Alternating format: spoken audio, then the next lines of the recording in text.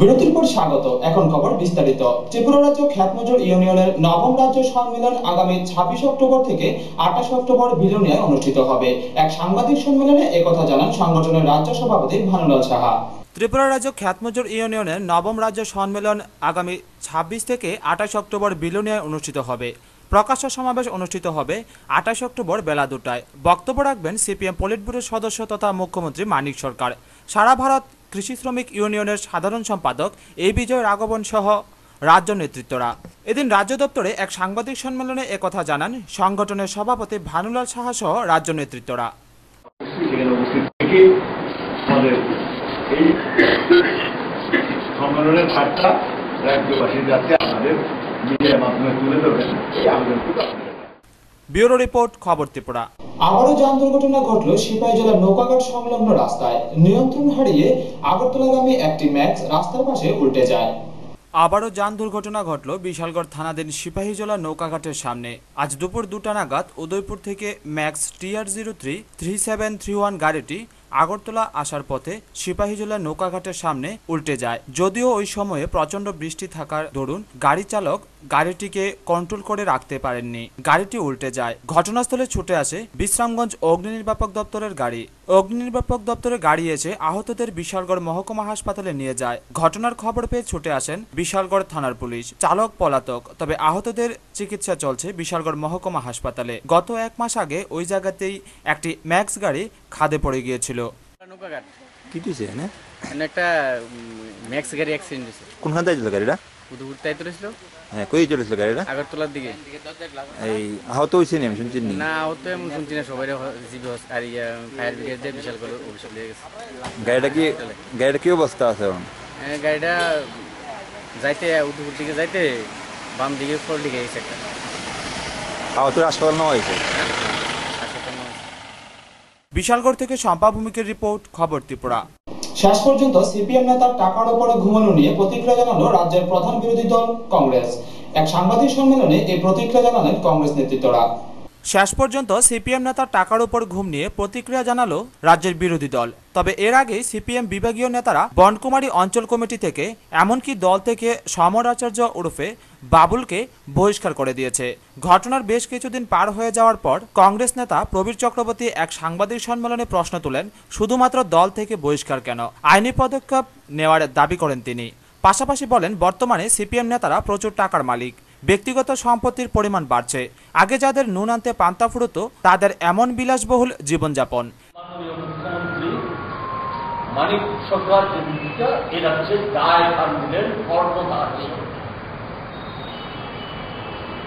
এর ফলে আজকে আমি আবার আশ্চর্য যে মুখে নানা কথা, করাপশন নিয়ে, শুদ্ধিকরণ কর্মসূচি নিয়ে নানা কথা, এবং আপনারা জানেন যে গত কয়েকটা রাজ্য সম্মেলন তাদের লিখিত রিপোর্ট, রাজ্য কমিটির যে লিখিত রিপোর্ট রাজ্য সম্মেলন, সেই লিখিত রিপোর্টে উল্লেখ করা হয়েছে রাজ্য স্তরের টিকা নানা স্তরে নেতা কর্মী যারা সরাসরি নানা ধরনের আর্থিক দুর্নীতি সহ নানা ধরনের দুর্নীতিতে জড়িত হইয়া গেছে, ব্যক্তিগত সম্পদ তার বৃদ্ধি ঘটছে, কিন্তু এগুলি রাজ্য সম্মেলনে আলোচনা হয়, নানা ধরনের কথা বেরা নানা কনভেনশনে আলোচনা হয়, কোন ধরনের ঘটনা ঘটে না। এতে আমার মনে কোনো ধরনের ব্যবস্থা গ্রহণ করা হয় না। এতে আমার মনে হয় একটা কথা ছোটবেলায় শুনতাম, এমনও মাঝে মধ্যে শুনি, চৌর্যবৃত্তি মহাবৃত্তি, যদি জোর ধরা না হয়। দলের সিপিআইএম দল আমার পুরো দরকার অবস্থান এই জায়গায় সমর আচার্য এই নিয়মগুলি করলো, এত সব করলো। এদিন সাংবাদিক সম্মেলনে কংগ্রেস মুখপাত্র ডক্টর অশোক সিনহা বলেন, অ্যানুয়াল টিউশন ফি আগরতলাটা কত? 36,000, দিল্লি 240 টাকা, 240 রুপিস পার ইয়ার টিউশন ফি। আগরতলা 36,000 গভর্নমেন্ট কলেজে, দিল্লিতে 240 টাকা, 240 রুপিস। আসাম 1200 টাকা বছরে, মাসে। ব্যুরো রিপোর্ট, খবর ত্রিপুরা। 11 দফা দাবির সমর্থনে আগামী 22 অক্টোবর কৈলাসহর জেলা শাসকের নিকট ডেপুটেশন দেবে ত্রিপুরা খ্যাতমজুর ইউনিয়ন ও কৃষক সভার বিভাগীয় কমিটি। এক সাংবাদিক সম্মেলনে একথা জানান সিপিএম এর বিভাগীয় নেতৃত্বরা। 11 দফা দাবিতে 22 অক্টোবর জেলা শাসকের কাছে গণডেপুটেশন দেবে ত্রিপুরা খ্যাতমজুর ইউনিয়ন ও কৃষক সভার বিভাগীয় কমিটি। আজ সিপিআইএম অফিসে আয়োজিত এক সাংবাদিক সম্মেলনে এ তথ্য জানালেন সংগঠনের নেতৃত্ব কান্তিলাল দেব ও সুধীর দেব। রেগা শ্রমিকদের বছরে 200 দিন কাজ, কৃষকদের ঋণ প্রদান সহ 11 দফা দাবির সমর্থনে 22 তারিখ জেলা শাসক অফিসের সামনে এক জমায়েত অনুষ্ঠিত হবে। এখানে বক্তব্য রাখবেন দল ও সংগঠনের বিভাগীয় নেতৃবৃন্দ। নিরাপত্তা বিল এটা পরিবর্তন করে সার্বজনীন গণবন্টন ব্যবস্থায় সকল পরিবারকে মাসিক 35 কেজি চাল 2 টাকা কেজি দামে দিতে হবে। গণবন্টন ব্যবস্থায় লেভি চিনি সরবরাহ বজায় রাখতে হবে। আইনকে সংশোধন করে ও উপজাতি যারা বসবাস করতেছেন তাদেরকে পাট্টা দেওয়ার সুযোগ দিতে হবে। এই দাবি আমরা রাখছি। কেন আপনারা জানেন, আমরা যেন বলছি যে 1971 ইংরেজির আগের থেকে যারা আমাদের রাজ্যে বসবাস করছে তাদেরকেই পাট্টা পাওয়ার। কৈলাসহর থেকে প্রিয়তুষ দাসের রিপোর্ট, খবর ত্রিপুরা। আবারও সদর মহকুমা প্রশাসন এক অভিযান চালিয়ে ধ্বংস করল লক্ষাধিক টাকার গাঁজা গাছ। ঘটনা আমতলী থানাধীন মধুবন গ্রাম পঞ্চায়েত এলাকায়। কিছুদিন আগেই আমতলী থানার পুলিশ এলাকায় গাঁজা বিরোধী অভিযান চালায়। তার আগে সদর মহকুমা প্রশাসন একই ধরনের অভিযান চালিয়ে পুলিশের চোখ খুলে দেয়। আজ ফের একবার মহকুমা শাসক মানিকলাল দাস ও অতিরিক্ত মহকুমা শাসক সুভাষিস দাসের নেতৃত্বে আমতলী থানা এলাকাতেই অভিযান চালানো হয়েছে। এই অভিযানে পুলিশ ও প্রশাসনের আধিকারিকদের সঙ্গে ছিল, কিন্তু অভিযানের কৃতিত্ব মহকুমা প্রশাসনের। তবে বরাবরের মতো এবারও গাঁজা গাছ ধ্বংস করা হলেও আসল ব্যক্তি ধরাছোঁয়ার বাইরে। পুলিশ এবং মহকুমা প্রশাসন একজনকে আটক করলেও গাঁজা চাষের মূল পাণ্ডাকে ধরতে পারেনি। অবশ্য এটা কোনো নতুন ব্যাপার নয়। সবসময়ই প্রশাসন অথবা পুলিশ আধিকারিকরা অভিযান চালালেও আসল জায়গায় পৌঁছতে পারেন না, আবার অনেকের মতে পৌঁছতে চান না। সদর মহকুমার প্রশাসন এবং রাজধানীর পুলিশ কি চায় তা আধিকারিকরা ভালো করে জানেন, কিছু বুঝতে পারছে না সাধারণ মানুষও। তবে এদিনের অভিযান শেষে মহকুমা প্রশাসনের আধিকারিকরা এই গাঁজা গাছ উদ্ধারকে বড় সাফল্য বলেই মনে করেন। এখানে গাঁজা চাষ হয় এবং অ্যাকর্ডিংলি আমরা আজকে আমাদের এডিশনাল এসডিএম সদর এবং ডিসিএম সদর সহ আমাদের আবগারি দপ্তরের অফিসাররাও আছেন, আমাদের আমতলী থানার পুলিশ আছে। আমরা এখানে এসেছি এবং আমরা রাবার বাগানের পিছনে একটু খোঁজাখুঁজির পর আমরা পাই প্রায় 2 একর জায়গা হবে এখানে। এবারে আমরা যেটা মনে করছি এখানে প্রায় 4000 গাছ হবে, যার ভ্যালু আমরা যদি মনে করি যে একটা গাছে 200 গ্রাম প্রায় 40 লক্ষ টাকা মূল্যের গাছ হবে। এখন গ্রোয়িং স্টেজে আছে, আমরা এগুলি ডেসপ্লয় করছি। আমরা একজন লেবারকে আমরা এখানে পেয়েছি, উত্তম সরকার। ও নিজেকে ও বলছে ওর বাড়ি সিদাই মোহনপুর মন্তলা গ্রামে, আর ও অ্যাকচুয়ালি নামটা বলতে পারছে না, বলছে সুভাষ সরকার হাপানিয়া, যে মালিক যাকে বলছে। এর বিষয়েও কিছু বলতে চাইছেন, আমরা দেখছি, ওকে আমরা কোয়েরি করছি। অ্যাকর্ডিংলি আমরা এফআইআর করব মালিকের বিরুদ্ধে। আমরা আইডেন্টিফাই করার চেষ্টা করবো কে এই ধরনের ইলিগেল কাজ করছে। তো আমরা চাইছি যে আমাদের এই সদর মহকুমার মধ্যে এই ধরনের যারা গাঁজা চাষ বা এই ধরনের ইলিগেল কাজ করছে তাদের বিরুদ্ধে ব্যবস্থা নেওয়ার জন্য। এই হচ্ছে আমাদের আজকের অভিযানের মূল উদ্দেশ্য। জায়গাটা হচ্ছে এটা মধুবন গ্রাম পঞ্চায়েতের প্রীতিলতা স্কুলের পাশে। এটা গারু পাড়া বা গারু টিলা বা গারু কলোনি, এরকম এখানে লুকা। ব্যুরো রিপোর্ট, খবর ত্রিপুরা। ভয়াবহ অগ্নিকাণ্ড থেকে অল্পেতে রক্ষা পেল তেলিয়ামুড়া থানাধীন নয়াবাড়ি এলাকাবাসীরা। অল্পেতে রক্ষা পায় তেলিয়ামুড়া থানাধীন নয়াবাড়ির বাসিন্দা গৌরাঙ্গ দেবনাথের বাড়ি ও বাড়ির লোকজন। ঘটনার বিবরণে জানা যায়, গৌরাঙ্গ দেবনাথের বাড়িতে আজ ওনার মেয়েকে দেখতে আসবে, তারই প্রস্তুতি হিসাবে রান্না চলছিল। হঠাৎ গ্যাসের পাইপ লিক হওয়াতে আগুন ধরে যায়। এলাকাবাসী ও বাড়ির লোকজন মিলে বালু ও জল দিয়ে গ্যাসের আগুন নিভায়। যদিও এই অগ্নিকাণ্ডে তেমন কোনো ক্ষয়ক্ষতি হয়নি। পরে দমকল বাহিনী ঘটনাস্থলে আসে, অবশ্য এর আগেই নিভিয়ে নেয় এলাকাবাসী। অল্পেতে রক্ষা পায় বাড়িসহ এলাকাবাসী। ওই আমাদের বাড়িতে অনুষ্ঠান আছে আর কি, রান্না করতে আসছিলাম, এমন সময় গ্যাসের নিচের পাইপটা দিয়া শু কইরা একটা আওয়াজ হইছে, আমি মনে করছিলাম নিবামু, কিন্তু আমি নিবাইতে পারছি না, আমি ঘর থেকে বাইরে হয়ে গেছি। এরপরও একবারে খুব ভাবে আগুন টাগুন ধরে গেছে গা ঘরে টরে। তো এত কি ক্ষয়ক্ষতি হয়েছিল?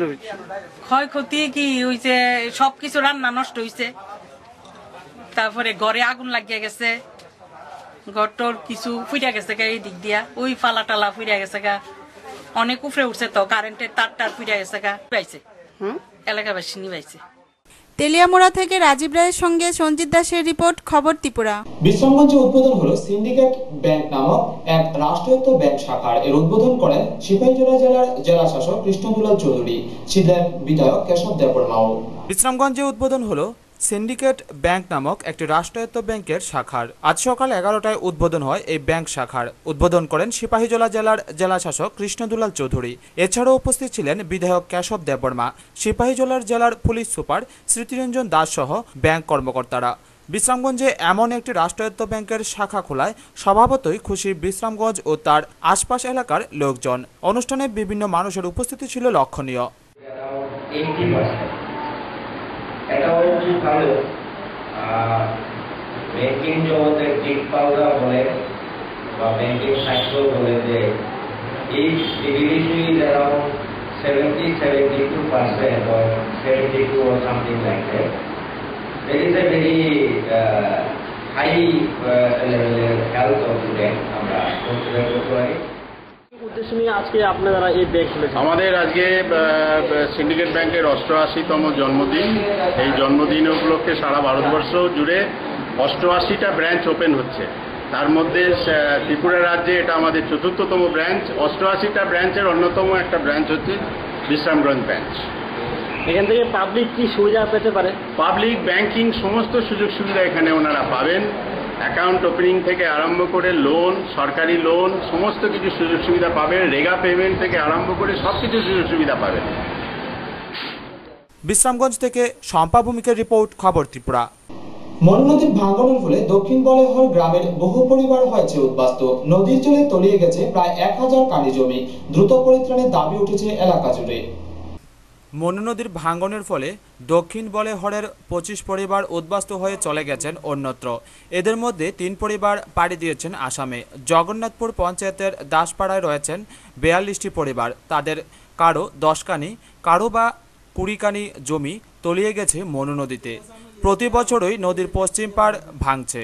আগামী 2 বছরের মধ্যে হয়তো আরও 2টি বসত বাড়ি তলিয়ে যাবে নদীতে। এই ভাঙন রোধে রাজ্য সরকার 2টি কিস্তিতে 1 কোটি টাকারও বেশি ব্যয় করলেও তা গরিব পরিবারগুলোর কোনো কাজেই আসেনি। ইট, বালি ও কংক্রিটের ব্লক তৈরি করে ফেলা হয়েছে ভাঙনস্থলে।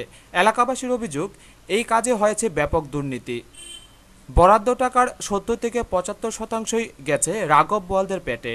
সরকারি বরাদ্দ প্রতিটি টাকা যদি সঠিকভাবে ভাঙন রোধের কাজে ব্যয় হতো তবে অন্তত 500 কানি জমি নদীতে তলিয়ে যেত না।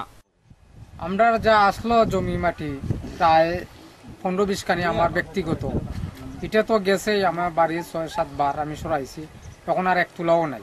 এখন ক্ষেত কইরা খাওয়ার মতো আমার সেই সমস্যাও নাই যে আমি অন্যখান থেকে ক্ষেত লইমু করমু, সেই সমস্যা নাই। কোনো সরকার থেকে কোনো সাহায্য পাইছি না। আজকে দীর্ঘ প্রায় 40 বছর ধরে আমরা কোনো কিছুই সাহায্য পাইছি না। এবং নদী যার বাড়িঘর নিচে এবং কৃষির যারা করতো তারা প্রচুর জায়গা পারে আছে, ওই পারেই তারা এটার বুক করতেছে। আমরা তো এখানে এখন আমরা যদি যাই তো তারা লাগে যোগরাজাটি করতে হইব।